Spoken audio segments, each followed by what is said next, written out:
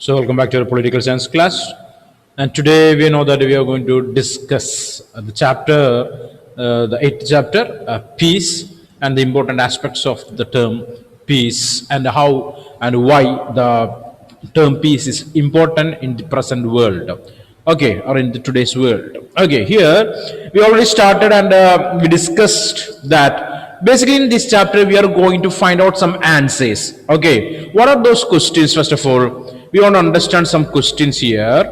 There are 3 4 questions are there from the textbook. Okay, so textbook makers created these questions like what exactly is peace, what is the meaning of the term peace, okay, and why is it so fragile in today's world, fragile, broken anytime, okay, chances are there to break, why it is that fragile in this today's or in today's world there. Okay, why can be done to establish what can be done to establish a peace there, what can we do to create the condition called the peace in our society. Can we use violence to establish peace? Next question. Can we use violence to establish peace? Another question for us. Okay. Next one, what are the main resources for growing violence in our society? So we are able to find today, in today's world, there are violences, different types of violences we are able to find in the society. Different types in the sense the reasons are different. The reasons are different. The result of violences are almost the same there. It will create a problem in the society. Okay, so these are the questions basically we want to find answers. Okay, answers here. Clear? We are moving forward with the textbook. Here you can see that we discussed in the ancient time in the sense in the centuries like 18th, 19th and 20th centuries. Basically, the political philosophers give more stress to the word war. Okay, more importance to the word war. Okay, for them, peace is nothing. Peace is nothing. They glorified the people, those who fought wars, engaged in wars there. Okay, example, a German philosopher, okay, Friedrich Nietzsche, as per his idea, the people, those who are engaging in the war is considering as the heroes, right? Okay, here you know that basically democracy, human rights and peace. Okay, democracy, justice, human rights, and peace has become a buzzword. We want all these things together to lead a dignified or respectful life in the society. So these all words are important. All these words are important. So without peace, we are unable to enjoy all other things like democracy, justice, liberty, fraternity, human rights, or something like that. Okay, so peace is compulsory. It's a compulsory. So Friedrich Nietzsche was one of those who glorified war. Okay. He's a political philosopher. He glorified a war, give a special meaning for the war. And as per his idea, I only told you that the people those who are engaging or participate in the wars are considering as heroes. So if you are observing, so in the literature, we are able to find a special categories called with the ballads. Ballads. What is that? What is ballads? Any idea about that? You studied. Stories. Basically the stories or songs of the heroes, war heroes, right or not? This could be ballads. Okay, so they give special care or special attention for the people, those who participated or engaged in the wars there. So for them, peace is nothing. Okay, so Nietzsche did not value peace. So this philosopher, Friedrich Nietzsche, there is no value for peace as per his ideology. As per his ideology, there is no value for the term peace. Okay, so he believed that only conflict could facilitate the growth of civilization. Okay, so conflicts or the war or trouble between different groups of people is able to create or develop a society, it seems. That's what their idea. Okay, next coming to the Italian social theorist, okay, a philosopher, Vilfredo Pareto, okay, argued the people who were able to and willing to use force to achieve their goals constituted the governing elites in most societies. He described them as lions. Okay, so Vilfredo Pareto is Italian philosopher. Okay, as per his ideology, the people, those who are using violence to dominate over the other societies, is basically termed as lions. Okay, so already we studied in class 10, so remembering that the unification of Italy and unification of Germany. So the person behind the unification of Germany, we know that Otto von Bismarck, right? Otto von Bismarck, studied or not? Remembering that? Okay, Otto von Bismarck. His basic policy is basically termed as The blood and iron, which means he basically liked to wage war, okay, for confiscating a territory. Okay, basically he did number of wars, or engaged in number of wars to create the country called Germany. Germany. Okay, so just keep that idea in your mind. Okay, so that's what one is Friedrich Nietzsche.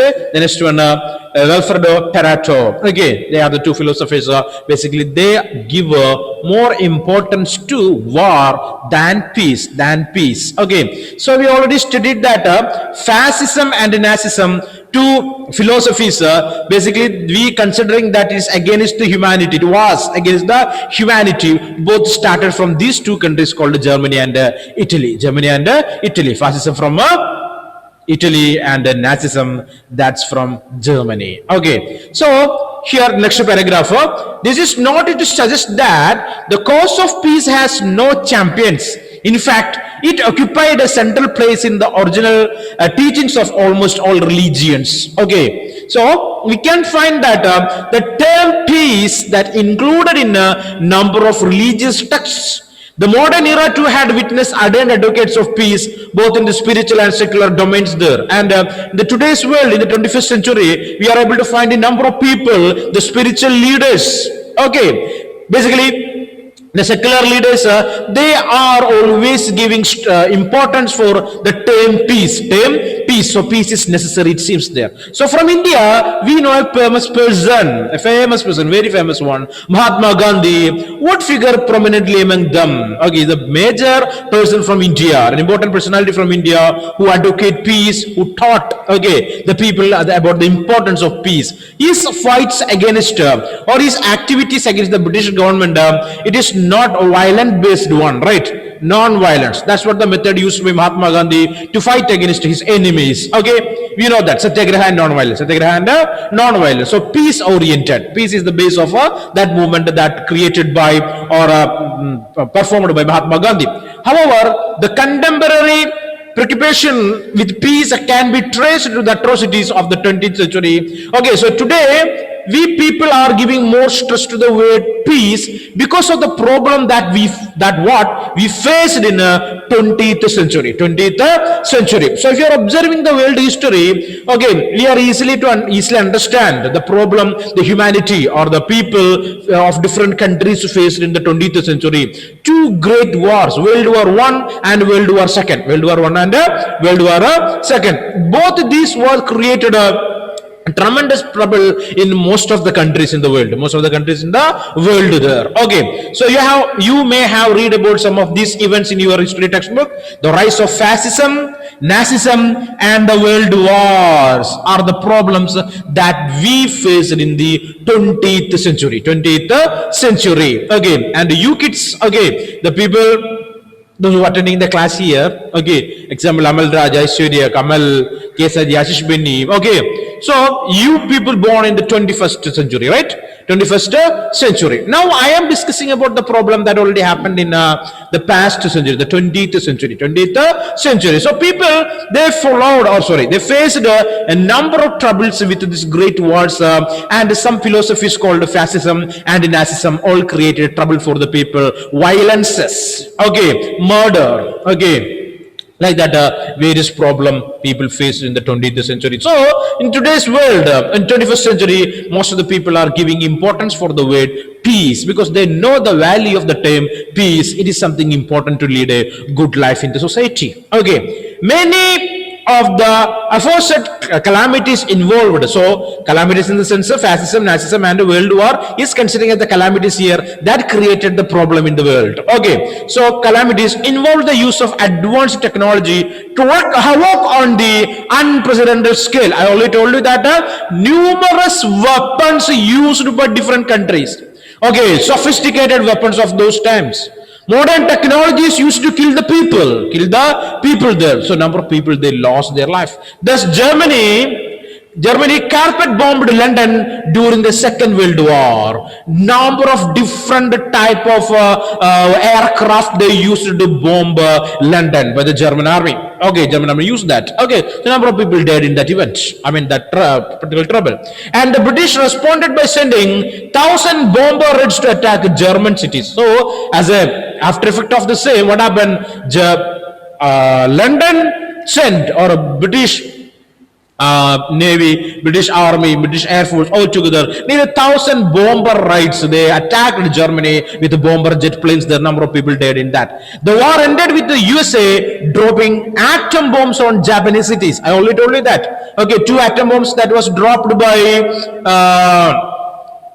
America on Japan there. Okay, Japanese cities basically termed as Hiroshima and Nagasaki. Hiroshima and Nagasaki. Nearly 120,000 people died immediately from the 2 attacks, and many more died later due to the effect of nuclear radiation. Nearly 95% of the casualties were civilians. Civilians means the common people of the land. Okay, they are not the military personnel. Okay, clear or not? The common people of the country, they faced a number of problems related with the atom bomb attack by America in Japan in the year 1945. All right, clear? So atomic attack, atom bomb they used there. I already told you that a comparison, right? Remembering that? Last class, what I told you people. So America used 2 bombs. One is in Nagasaki, the other is in Hiroshima. Okay. So first, that's in I think that August 6th, 1945. That's in Hiroshima. The name of the bomb is the little boy. Right? Amalraj, remembering? Wrote that? Okay. It's a general knowledge things there. Okay, this is basically not from the textbook. Just understand the things there. Okay, so bomb is termed as the little boy. And 9th of August in Nagasaki, another city of Japan, that is the name of the bomb is the Fat Man. Okay, number of people died. I already told you that there is the capacity of the bomb that used in Hiroshima. It is 15 Newton tons, right? What is the weight? 15 Newton tons is the capacity of that bomb there. Okay, nearly 70,000 people died in that event. I mean, that particular attack. Okay, clear or not? Clear or not? How many people? Nearly 70,000 people all of a sudden at the same time died there. So just imagine, this is the size of that bomb. It is able to kill 70,000 people instantly. Now the country called Russia, with them there's a bomb called the Tsar Bomba. The capacity of that bomb is 50,000 Newton tons. That's the capacity of that bomb. So only number 15 can kill 70,000 people. Just imagine a bomb with a capacity of 50,000 Newton tons. What will happen there? Can anyone tell me? Okay, what will be the effect of using such kind of bombs in a war in the world? The total world will face the problem of that kind of weapons, right or not? So today, number of people or the world leaders giving importance for the term peace, because they know that. Okay, they know that if there is a war, the problem is uncontrollable. Nobody is able to control the troubles related with a third world war. And I told you, Albert Einstein, a famous physicist, a famous what you can say, inventor. Okay, he made a statement, a comment. What is the comment? What I told? What was the comment that made by Albert Einstein? If there is a third world war, human beings will use stones and sticks to fight the fourth world war. What is that? Stones and sticks to fight the fourth world war, which means almost all the humanity will destruct. Okay, it will totally wipe away from the face of the earth. It seems that's what the effect. Okay, it will be, if it's a war like a third world war is there, so the people will face a lot of troubles there. Okay, so just to keep that idea in your mind. So the people or the world leaders in the today, they're giving more importance for the word peace. Here, the post-war decades. Okay, after the Second World War, after 1945, were marked by intense rivalry between two superpowers. Okay, so as a result of the Second World War, there is two superpowers originated or developed in the world. Two superpowers developed. Okay, one is under the capitalist ideology, other is under the socialist ideology. Okay, so USA, United States of America, okay, and the countries they're supporting USA, capitalist countries one side. Okay, considering as Group A, okay, number of countries grouped under or incorporated under USA, United States of America, capitalist countries. Next one under USSR, present day Russia, under them another one group of country use B for it. Okay, another one group of countries, communist countries, socialist countries under the Russia or today it is called Russia, those time it is USSR, Union of Soviet Socialist Republics. Okay, so the world supremacy. So they started fighting to create or fighting to become the leader of the world, These two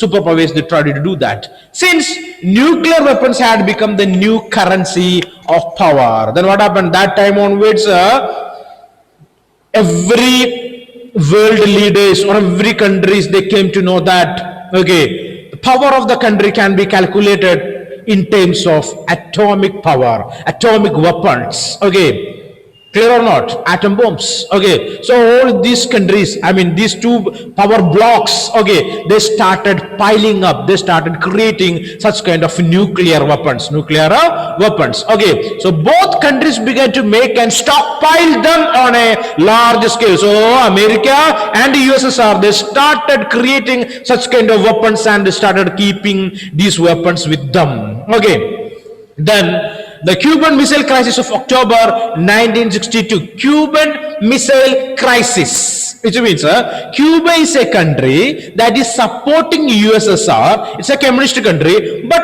located close to America. Got the point? What I told? Cuba, it's a country, basically it is supporting Russia, I mean USSR and its ideology, but that country is located near to America, right?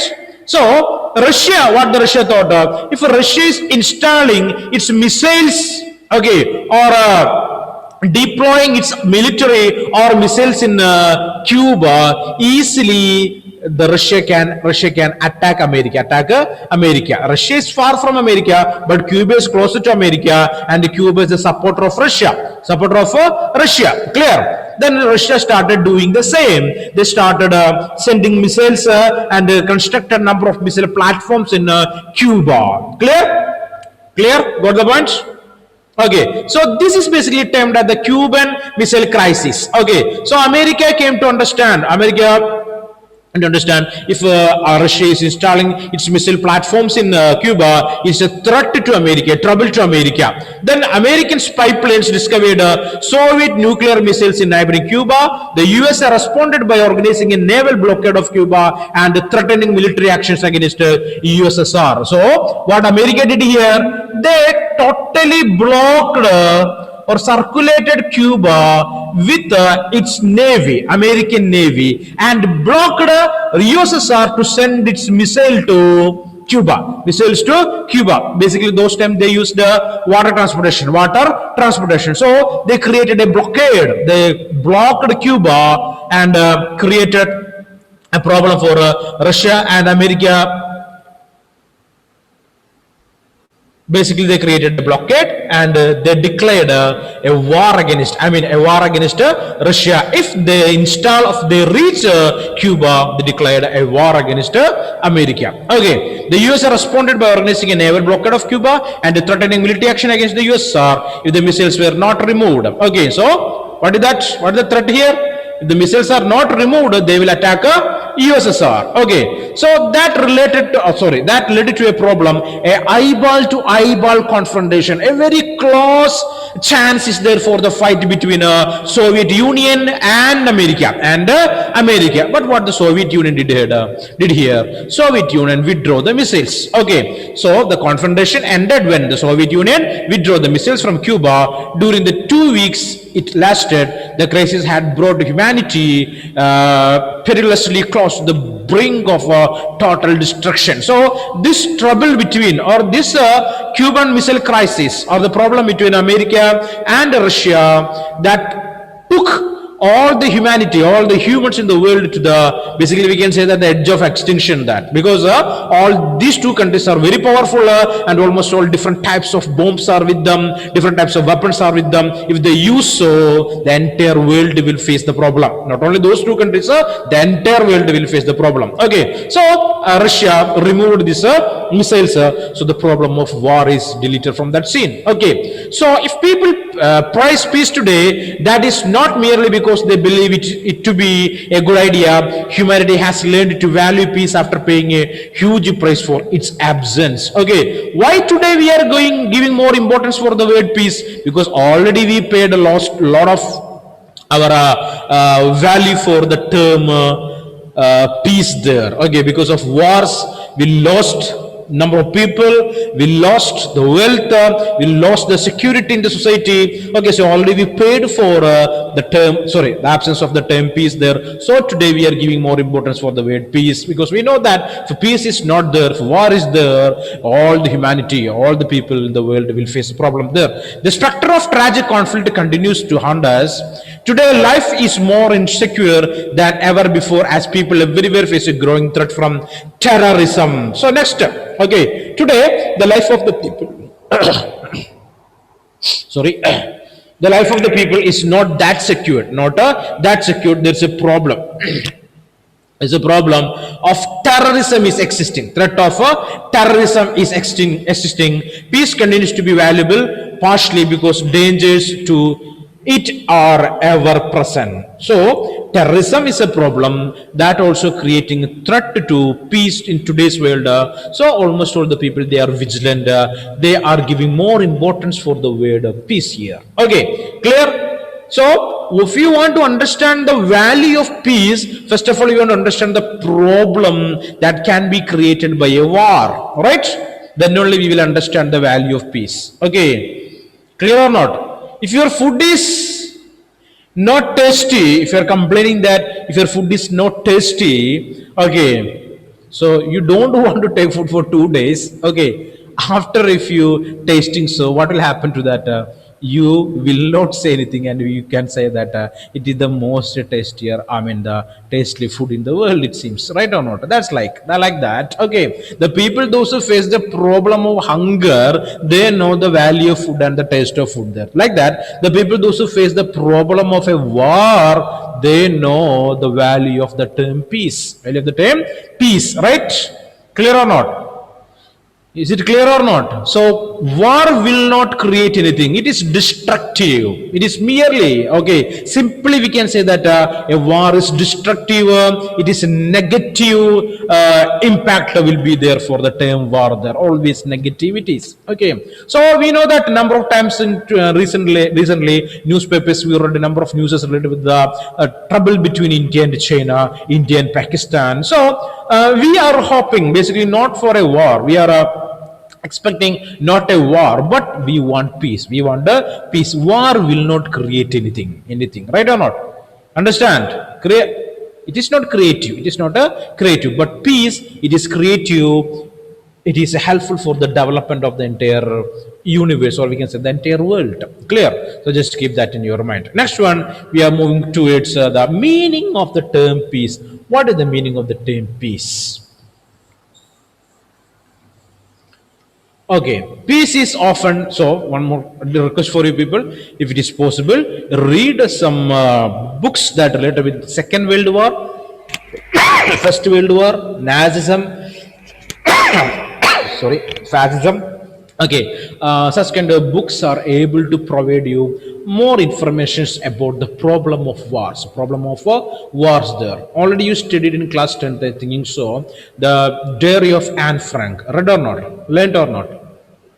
Okay. So again, if you read so, you can understand that what problem the war created for the life of a teenage girl, right? Clear, like that thousands of kids are there, millions of kids are there. They're praising number of problems with the wars there. If you're studying about the problem of Iran, Israel, Palestine, you will come to know that there are no schools for the kids there. There is no security for life there. Okay, like that, various news are there. If it's possible, just find out the news and learn it. Okay, sorry. This one, the meaning of peace. Okay, peace is often defined as the absence of war. Okay, first statement. What is that? Peace is often defined as the absence of war, but actually we cannot say that. Okay, the definition is simple but misleading. Clear. The definition of peace is absence of war, but it is a misleading statement. Misleading statement. This is because war is usually quoted with armed conflict between countries. So war means okay, we can say that it's an armed conflict, a fight between two countries, armed conflict. Okay, fight with weapons. Clear? However, what happened in Rwanda or Bosnia was not a war of this kind, yet it represented a so Rwanda and Bosnia, African countries. What happened there? You want to find out? Okay, let me. I will say that there's a trouble or civil war between different groups of people within the country. Within the country, so violation or it's also a violation or cessation of peace. So internal conflicts within a country also will create a problem for the term peace there. Not only war, internal conflicts. While every war leads to absence of peace, every absence of peace need not take the form of war. So we can say that every war lead to the absence of peace. That is correct. That is correct. Okay, but every absence of peace is not take from of war. Other reasons also are there. Okay, absence of peace is not only because of war, number of other reasons also are there for the absence of the term war. Okay, so the second step is defining peace would be to see it as absence of violent conflict of all kinds, including war, riots, massacre, assassination, or simply physical attack. Everything is coming under the term absence of peace. Violences, what are they?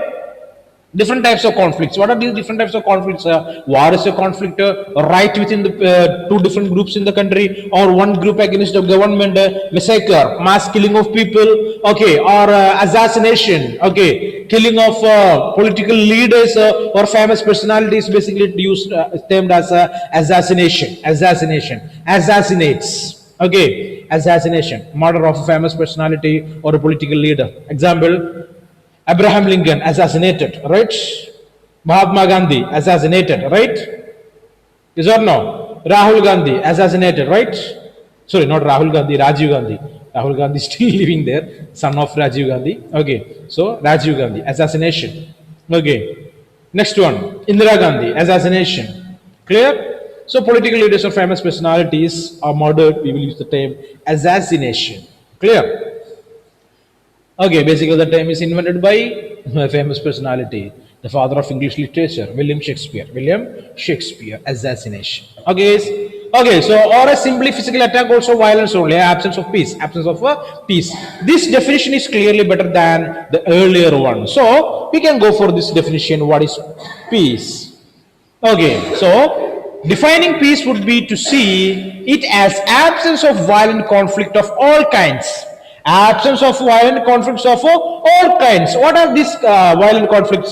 Maybe a war, a riot, a massacre, or assassination, or simply a physical attack. All are basically termed as violences. If these conditions are not existing in a society, we can say that it's a peaceful society. Peaceful society. So peace is existing there. Yet it does not take us very far. Violence is often rooted in the very structure of the society. So we can say that as a physical, a political student or a political researcher, we can say that violence is a part of the society. Everywhere we are able to see that violence is often rooted in the very structure of the society, social institutions, and practices that reinforce entrenched inequalities of caste. So violence that are existing in each and every society, okay, we can say on the basis of caste. class struggles, gender struggles. Okay, so we are able to find the absence of peace there, violences. Okay, so this also can cause injury in subtle and invisible ways there. In physical injuries are there, invisible injury. Okay, mental troubles will be there. If any challenges is made to these hierarchies by oppressed classes, it may also breed conflict and violences. Okay, so oppressed classes, okay, backward classes, if they are speaking against the hierarchy or speaking against the economically well-being section of the society, it will lead to a war or lead to a violence there. Structural violences of this kind may. So basically this kind of violences are termed as the structural violences in the society. Okay, the downtrodden people, okay, or the poor people, they are fighting against, okay, to the fighting against this government or upper classes, basically termed as the structural violences. Let us look at a few concrete instances of such violences arising from caste hierarchy, class disparity, patriarchy, colonialism, and racism and communalism. Okay, so in this chapter we are going to study about violences in the society related with the caste hierarchy, the caste discrimination. Okay, discrimination on the base of caste, how that is leading to a social trouble in the society, violences in the society. So caste hierarchy is a structural violence, and it can create a problem in the society. Next one, class disparity, the trouble between the rich and the poor. Okay, class fights, class struggles.